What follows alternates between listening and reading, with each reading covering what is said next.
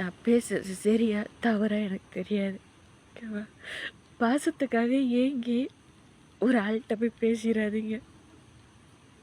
அப்படி நம்ம பாசக்காட்டி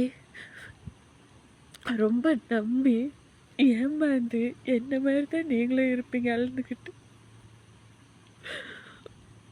ஒரு ஆள் கூட பேசுகிறப்ப அவங்கள பற்றி தெரிஞ்சுக்கிட்டு அவங்க எப்படிப்பட்டவங்கன்னு தெரிஞ்சுக்கிட்டு பேசி பழகுங்க.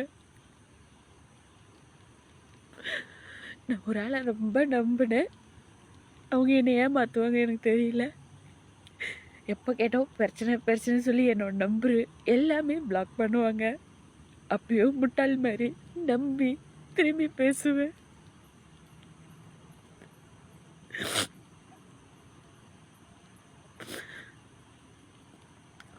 ஆம்பளையா சரி, பொம்பளை பிள்ளைங்களா இருந்தா